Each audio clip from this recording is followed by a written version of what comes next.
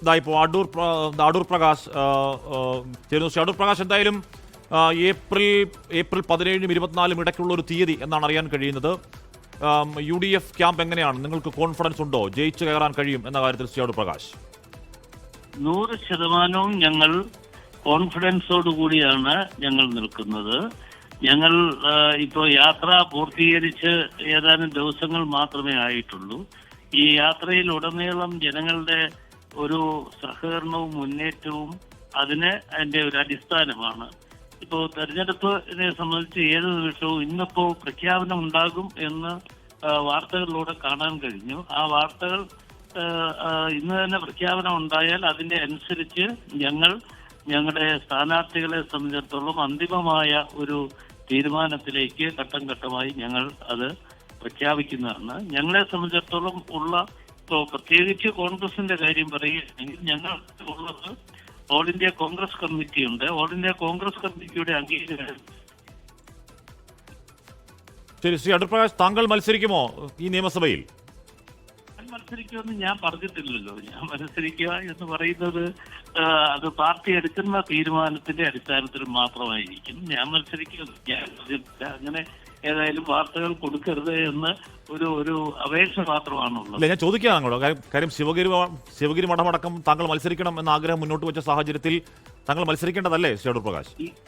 അല്ല, all India Congress committee എടുക്കുന്ന ഒരു തീരുമാനം എന്താണെങ്കിലും ഞാൻ പാർട്ടിക്ക് വിധേയമായി നിന്നിട്ടുള്ള ഒരു പാർട്ടി പ്രവർത്തകൻ എന്നുള്ള നിലയിൽ ഓൾ ഇന്ത്യ കോൺഗ്രസ് കമ്മിറ്റി എടുക്കുന്ന തീരുമാനത്തോടൊപ്പമായിരിക്കും ഞാനുള്ളത്. അതിനകത്തൊരു സംശയം നിങ്ങൾക്ക് ആർക്കും വേണ്ട. ഉറപ്പായും വിന്നബിലിറ്റി ഒരു ഘടകമാവേണ്ടതല്ലേ? താങ്കൾ മത്സരിച്ചാൽ ജയിക്കുമെന്നാണ് ശിവഗിരി മഠത്തിന്റെ കോൺഫറൻസ്. ശ്രീ അടൂർ പ്രകാശ്, അല്ല, വിന്നബിലിറ്റി ഞങ്ങൾ എല്ലാ സ്ഥാനാർത്ഥികളും ഞങ്ങളുടെ ഒരിടത്തെ മാത്രമല്ല, ഞങ്ങൾ എല്ലാ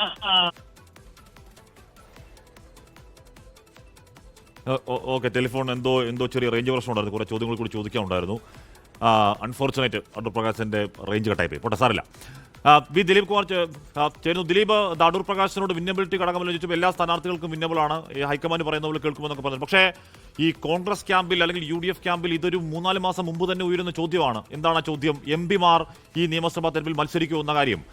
തെരഞ്ഞെടുപ്പ് തീയതി പ്രഖ്യാപിക്കാൻ പോകുന്ന ഈ ദിവസവും അക്കാര്യത്തിൽ അവർക്ക് ഒരു തീരുമാനത്തിലേക്ക് എത്തിച്ചേരാൻ കഴിയുന്നില്ലെന്ന് മാത്രമല്ല, കെ സുധാകരൻ അടക്കമുള്ളവർ കലാപക്കൊടി ഇതിനോടകം ഉയർത്തിയും കഴിഞ്ഞിരിക്കുന്നു. ഇനി ഒരൊറ്റ മാസം മാത്രമേ ബാക്കി ഉണ്ടാവുകയുള്ളൂ. ഏത് രീതിയിലാണ് കോൺഗ്രസിന് ആ നിർണായകമായ ഡെഡ് ലോക്ക് പരിഹരിക്കാൻ കഴിയുക ദിലീപ്? ഹാഷ്മി, അതുതന്നെയാണ് കോൺഗ്രസിനെ സംബന്ധിച്ച് UDFനെ സംബന്ധിച്ച് ഈ നിമിഷം വലിയ തലവേദനയായി നിൽക്കുന്ന വിഷയം. MP-മാർ മത്സര രംഗത്തുണ്ടാകുമോ? മത്സര രംഗത്തിറങ്ങാൻ സന്നദ്ധരായി 9 MP-മാരാണ് കോൺഗ്രസ് നേതൃത്വത്തെ ഹൈക്കമാൻഡിനെ സമീപിച്ചത്. പക്ഷേ ഹൈക്കമാൻഡ് ആകട്ടെ MP-മാർ മത്സര രംഗത്തിറങ്ങേണ്ടതില്ല, അവർ മത്സരരംഗത്തേക്ക് വരികയാണെങ്കിൽ പിന്നീട് മറ്റൊരു ഉപതെരഞ്ഞെടുപ്പിന് അത് വഴിയൊരുക്കുമോ എന്നൊക്കെയുള്ള ആശങ്ക കോൺഗ്രസ് ഹൈക്കമാൻഡിനുണ്ടായിരുന്നു. അതുകൊണ്ട് തന്നെ അക്കാര്യത്തിൽ MP-മാരുടെ കാര്യത്തിൽ കോൺഗ്രസ് നേതൃത്വം കൃത്യമായൊരു മനസ്സ് തുറന്നിട്ടില്ല. കെ സുധാകരനാകട്ടെ ഇപ്പോഴും കടുത്ത അതൃപ്തിയിലാണ്. കണ്ണൂർ നിയമസഭാ സീറ്റ് കിട്ടിയേ മതിയാകൂ എന്ന നിലപാടിലാണ് കെ സുധാകരന് ഡൽഹിക്ക് ഹൈക്കമാൻഡ് വിളിപ്പിച്ചതാണ്. നാളെ രാഹുൽ ഗാന്ധിയുമായി കൂടിക്കാഴ്ച നടത്താനായിരുന്നു നേരത്തെ നിർദ്ദേശിച്ചിരുന്നത്. പക്ഷേ കെ സുധാകരൻ ഡൽഹിക്ക് പോകുമോ എന്ന കാര്യത്തിൽ ഇപ്പോഴും അവ്യക്തത തുടരുകയാണ്. കണ്ണൂർ നിയമസഭാ സീറ്റിൽ ഒരു വിട്ടുവീഴ്ചയ്ക്കും തയ്യാറല്ല കെ സുധാകരൻ എന്നാണ് അദ്ദേഹത്തിൻ്റെ വിശ്വസ്തരായിട്ടുള്ളവർ പറയുന്നത്. അതുകൊണ്ട് കെ സുധാകരൻ്റെ തുടർ നീക്കം എന്തായിരിക്കുമെന്നത് വളരെ പ്രധാനപ്പെട്ട കാര്യമാണ്. അല്പസമയം മുമ്പ് ഹാഷ്മി സംസാരിച്ച UDF കൺവീനർ അടൂർ പ്രകാശിൻ്റെ കാര്യത്തിലും അടൂർ പ്രകാശും കോന്നി സീറ്റിനു വേണ്ടി പിടിമുറുക്കിയിരിക്കുകയാണ്. മാത്രമല്ല, ഇതാദ്യമായി ഇപ്പോൾ, അതായത് കഴിഞ്ഞ കുറച്ചു കാലത്തിന് ശേഷം സ്വാമി ശാശ്വതീകാനന്ദയൊക്കെ ഉള്ളപ്പോഴാണ് ശിവഗിരി മഠം രാഷ്ട്രീയ കാര്യങ്ങളിൽ കൂടുതൽ താല്പര്യം പ്രകടിപ്പിച്ചിരുന്നത്.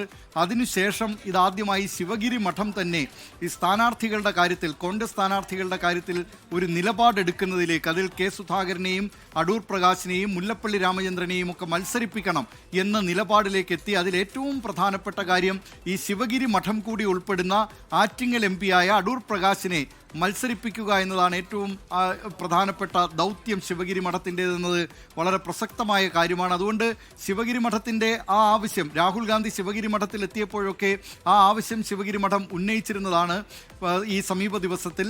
പക്ഷേ അക്കാര്യത്തിലും എന്തായിരിക്കും ഇനി കോൺഗ്രസ് നേതൃത്വം സ്വീകരിക്കാൻ പോകുന്ന നിലപാട്? അതുകൊണ്ട് ഈ എം പിമാരുടെ കാര്യത്തിൽ എന്ത് നിലപാടെടുക്കുമെന്നത് അറിയേണ്ടിയിരിക്കുന്നു. ഏതായാലും സ്ഥാനാർത്ഥി പ്രഖ്യാപനം വൈകില്ല എന്നത് ഉറപ്പാണ്. ഇന്ന് തെരഞ്ഞെടുപ്പ് കമ്മീഷൻ ഈ തെരഞ്ഞെടുപ്പ് തീയതി പ്രഖ്യാപിക്കുന്നതോടുകൂടി മുന്നണികളും പാർട്ടികളുമൊക്കെ സ്ഥാനാർത്ഥികളെ പ്രഖ്യാപിക്കാനുള്ള ഒരുക്കത്തിലുമാണ്. ഹാഷ്മി, ലോകത്തെവിടെയായാലും ഏത് സമയത്തും 24 വാർത്തകളും ഓഗ്മെന്റഡ് റിയാലിറ്റി പാക്കേജുകളും എക്സ്പ്ലെയിനറുകളും വിശദമായി കാണാൻ ഞങ്ങളുടെ യൂട്യൂബ് ചാനൽ നിങ്ങൾക്ക് സബ്സ്ക്രൈബ് ചെയ്യാം.